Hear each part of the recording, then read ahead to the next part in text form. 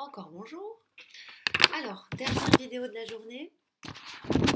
Je vais vous faire un petit bilan de ce qu'on a fait aujourd'hui en leçon avec vos camarades. On a parlé de valeurs approchées puisqu'on était déjà dans les décimaux et que la notion de valeur approchée, c'est toujours un petit peu compliqué pour nous. Voilà. Hop. Alors, valeur approchée.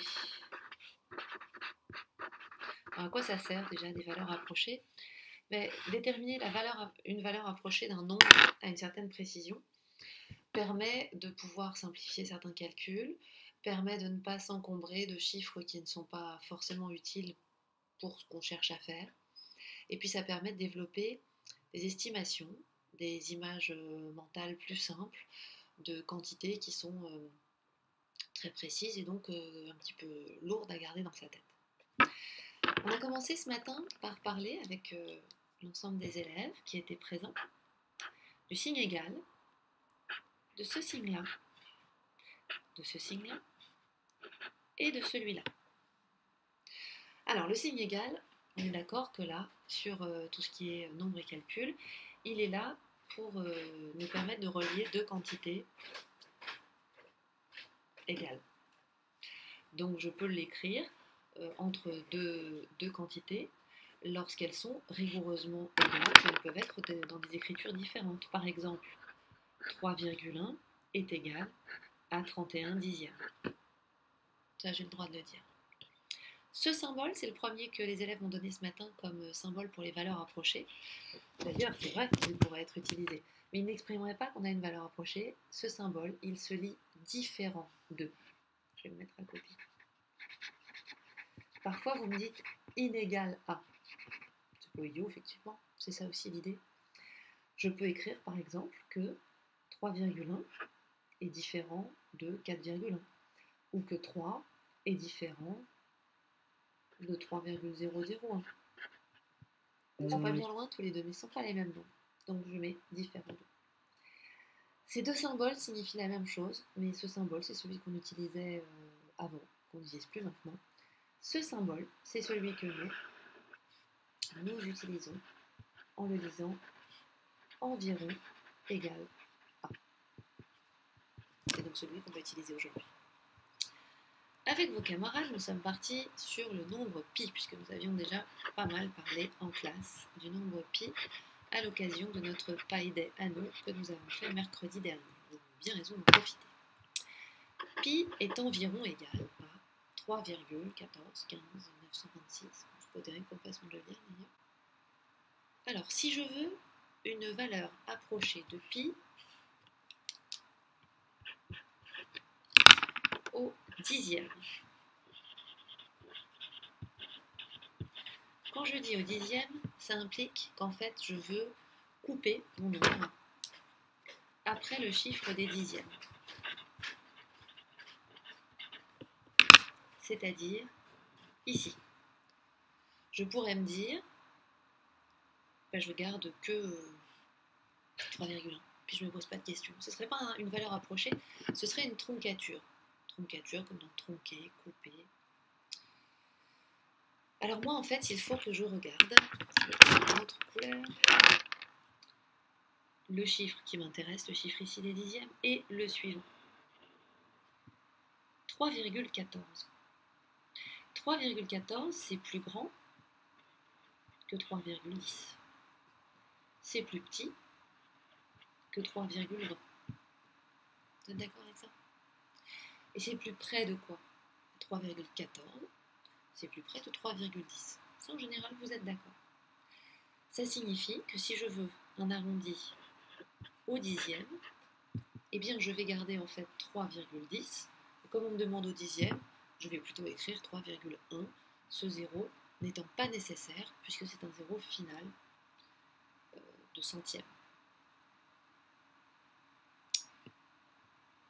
Prenons notre exemple, on va garder pi toujours. Hop, je déplace ma feuille.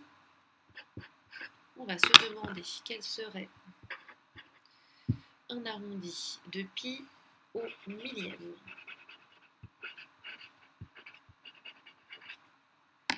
Eh bien, je commence. 3,1. tout ce bazar-là. Je vais m'arrêter au millième. En fait, cette fois, je voudrais m'arrêter là. Alors, ici, ce nombre est supérieur à 3,141. Puisqu'ici, on a des chiffres significatifs en plus. Et il est inférieur à 3,142. Toute la question est de savoir duquel des deux sommes-nous le plus près. Je regarde ici ce qui suit le 1. C'est un 5. Alors là, attention. Lorsque vous regardez 0, 1, 2, 3, 4, 5, 6, 7, vous avez vu, je compte bien. Je ne sais pas compter le temps. Et 9. Si je regarde l'ensemble de mes chiffres, des chiffres, j'en ai 10. Là, vous pourriez vous dire, maintenant, il y en a 9. Mais non, parce que de 1 à 9, il y a 9 chiffres. Avec le 0 en plus, et bien ça en fait 10. Qu'est-ce que ça signifie? 10 chiffres, si je veux les catégoriser en deux parties égales. Je vais en avoir 5 d'un côté, 5 de l'autre. 1, 2, 3, 4, 5. Ça, ce sont les chiffres les moins grands. 1, 2, 3, 4, 5. Ça, ce sont les chiffres les plus grands. Bien, vous voyez, quand on est au 5, on est du côté plus grand. On n'a pas le choix, il n'est pas au milieu le 5. Le 5, il est au milieu si on est entre 0 et 10. Mais 10, c'est pas un chiffre. 10, c'est un nombre constitué de deux chiffres. Donc, 5, vous n'avez pas le choix. Vous devez donner une valeur approchée, ce qu'on appelle par excès, c'est-à-dire que vous devez aller au plus grand. Ici, ça signifie donc que notre valeur approchée au millième, ce sera 3,142. Ok? Alors, ce matin, avec vos camarades, nous avons vu d'autres exemples que je vais vous montrer maintenant. Donc, je vais vous les copier comme ça. Vous allez y réfléchir en même temps que je vous les montre. Alors, par exemple, 3,29. Je voudrais une approximation au dixième. Donc déjà, dixième, attention. Qu'est-ce que ça signifie? Ça veut dire, dixième, c'est ici, un chiffre après la virgule. Il s'agit donc de donner un nombre qui va être sous la forme 3, et ici, un chiffre. Ok, je regarde, ici j'ai un 2, ensuite j'ai un 9. 29, ici c'est 29 centièmes. 29 centièmes, est-ce que c'est plus proche de 20 centièmes ou de 30 centièmes? De 30 centièmes. Donc, je vais ici écrire 3,3. Évidemment, c'est aussi égal à 3,30. Hein. Vous pouvez l'écrire comme ça d'ailleurs, si vous voulez. Et si je faisais exactement la même chose, mais avec 3,21? Et bien cette fois, 21 centièmes, c'est plus proche de 20 centièmes. Donc, cette fois, ma valeur approchée sera 3,2. Je regarde ce que je leur ai donné comme exemple. À votre avis, qu'est-ce que j'ai donné après comme exemple? Là, j'ai 3,29. Facile, 29. On voit bien que c'est plus près de 30. Là, j'ai 3,21. Facile, 21. Je vois bien que c'est plus près de 20. Quelle question pourrait être difficile? Et bien, la question difficile, c'est 3,25. C'est toujours pareil, parce que vous avez l'impression que 5, il est au milieu. Mais ça dépend au milieu de quoi. 3,25, nous avons dit tout à l'heure que 25 centièmes était en fait plus près de 30 centièmes que de 20 centièmes. Je vais donc à nouveau ce nombre-là lui donner pour valeur approchée au dixième 3,3. On est bien d'accord que là, c'est parce que je vous ai demandé au dixième. Vous vous souvenez, dixième, ça s'écrit bien avec un X. Hop. Autres exemples, j'en ai fait deux autres avec vos camarades. 103,009 et 103,009. Sauf que le premier, j'ai demandé au centième et l'autre, j'ai demandé... Bah tiens, je vais même changer par rapport à ce matin. Je vais demander à l'unité pour que vous ayez aussi vu ça. Et bientôt, on travaillera aussi à la dizaine et tout ça. Alors, au centième. Bon, bah, au centième, ça veut dire que... Hop. Si je coupais, juste en réfléchir, c'est là que je couperais. Alors ici, j'ai donc 0,09 ou 0,09, ça dépend de ce que vous regardez. Donc ici, en fait, j'ai 9 millièmes. 9 millièmes, est-ce que c'est plus près de 0 millième ou de 10 millièmes? De 10 millièmes. Je vais donc donner comme valeur rapprochée 103,01. En fait, ici, j'ai le 0 des millièmes. Vous voyez que ce 0, parfois vous le qualifiez d'inutile. Il n'est pas inutile parce qu'il me permet de comprendre. Il n'est pas indispensable parce que je n'ai pas besoin de l'écrire pour exprimer cette grandeur-là, enfin ce nombre-là.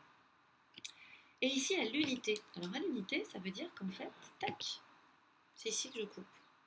C'est assez simple ici parce que 103,009, je pense que vous serez d'accord que c'est plus grand que 103, pour beaucoup, hein, et que c'est plus petit que 104. J'ai un encadrement par 2 entiers consécutifs. Entiers, nombres qui peuvent s'écrire sans décimale, en écriture décimale, sans décimale, et puis consécutifs qui se suivent. Donc 2 nombres dont la différence est 1, comme 56 et 57, mais pas comme 72 et 74. Ici, de quel nombre suis-je le plus près? Clairement de 103. Alors si je vais arrondir à l'unité, 103. Si je reviens au nombre pi, une valeur approchée de pi à l'unité près, ce serait quoi? On l'a vu ça en cours. Ce serait 3. En classe, on a dit le périmètre d'un cercle, c'est pas très loin d'être 3 fois le diamètre. Ben, ce 3, c'est bien l'arrondi d'une valeur approchée du nombre. Alors ce matin, nous avons aussi vu ce genre de choses. C'est la même chose. Hein. C'est tout à fait le même genre de travail. Donc ça, je vous laisse le regarder à partir de ce que je vais mettre comme document sur le blog et sur Pronote.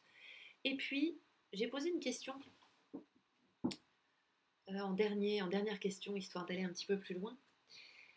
J'ai demandé aux élèves, voilà, j'ai un nombre, c'est 764,52 et un chiffre des millièmes que j'ignore. Et je ne sais pas ce qu'il vaut, ce chiffre des millièmes, mais ce que je sais, c'est que je peux lui donner comme valeur approchée 764,53. Alors attention, hein, ça c'est ma consigne. C'est moi qui ai décidé que c'était cette valeur approchée qu'on pouvait lui donner. Question, qu'est-ce que je peux bien mettre à la place du petit point? J'ai 10 choix. Je peux mettre 0, 1, 2, 3, 4, 5, 6, 7, 8 ou 9. Mais tous ces choix ne sont pas forcément des bons choix. Je sais que ce nombre avec son chiffre mystère, est compris entre 764,52, si vous préférez, 520, et 764,530, c'est-à-dire 53. Et moi, justement, la valeur approchée que je voudrais obtenir, c'est celle-ci. Ça veut dire qu'il faut que je place à la place de ce chiffre un chiffre qui fait que le nombre formé par les 2 derniers chiffres ici, 20 quelque chose, quoi, 21, 20, 22, 23, 29, soit plus près de 30 que de 20. Comment faire? Et bien ça revient à ce qu'on vient de dire. De 20 à 24, on est plus près de 20. À partir de 25, inclus, 25 ça marche, et jusqu'à 29, on est plus près de 30. Conclusion, ce chiffre mystère, c'est un 5, un 6, un 7, un 8 ou un 9. Voilà, on a bien travaillé je crois pour aujourd'hui. À bientôt et prenez soin de vous.